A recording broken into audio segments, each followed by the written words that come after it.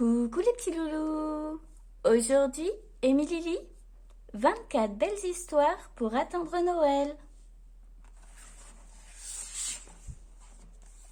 Nous sommes aujourd'hui le 11 décembre et nous allons lire Les Reines Mages.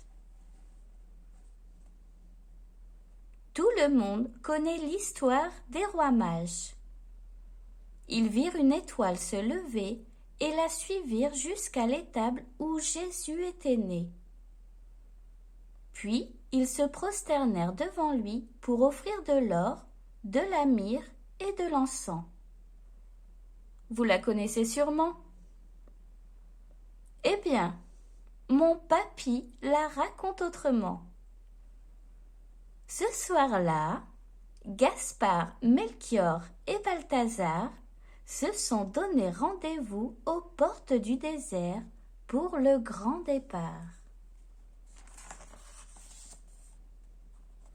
Mais Gaspard est tellement pressé qu'il trébuche et son lourd télescope lui tombe sur le pied.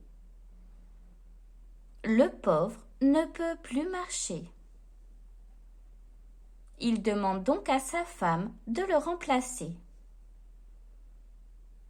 Mais l'épouse est bien étonnée. Arrivée au point de départ, pas de Melchior, ni de Balthazar. Le premier a mangé trop de loukoums au dîner, et le second a une migraine carabinée. Leurs femmes les ont eux aussi remplacés. Gaspard, Melchior et Baltha, les trois reines mages, se mettent alors en route. Guidées par l'étoile, elles marchent d'un bon pas quand des voleurs surgissent soudain pour les encercler. « Donnez-nous vos trésors !» crient-ils. Heureusement, Gaspard est passionné d'arts martiaux, ceinture noire de karaté, championne de taekwondo. On ne va tout de même pas perdre notre temps avec ces malotrus alors que Jésus est né. Non, j'ai une meilleure idée.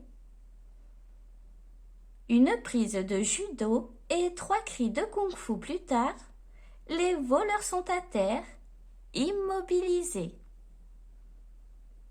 Mais, au loin, d'autres voleurs arrivent déjà, et avec de nouveaux ennuis. Heureusement, Baltha est là. Son passe-temps préféré est de tricoter des tapis volants. Elle en fait des petits, des moyens, des grands. On ne va tout de même pas passer la soirée à se battre. Non, j'ai une meilleure idée. Elle sort de son sac son dernier modèle de tapis, qui s'envole sitôt, les rênes installées. Mais le tapis est tricoté en laine de lama sauvage, ce qui le rend très indiscipliné. Il décide de prendre des vacances et atterrit sur une île déserte. Les trois reines se retrouvent perdues au milieu de l'océan. L'étoile a disparu et la mission semble complètement fichue. Heureusement, Melchior est du voyage. La troisième reine adore bricoler. Elle est très douée pour démonter les machines et les améliorer. On ne va tout de même pas perdre notre temps à se faire bronzer sur la plage. Non, j'ai une meilleure idée.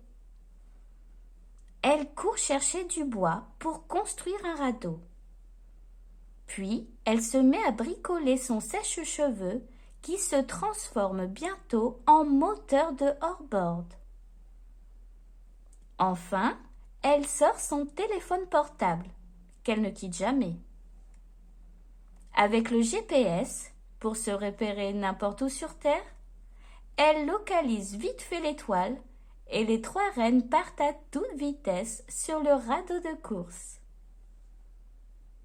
Quand elles arrivent enfin à Bethléem, Elle se précipite sur le nouveau-né et l'accueille en le couvrant de caresses, de baisers et de tendresse.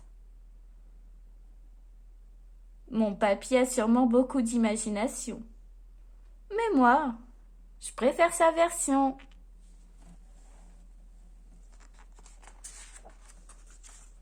Demain, nous lirons L'école des anges 2. À demain les loulous.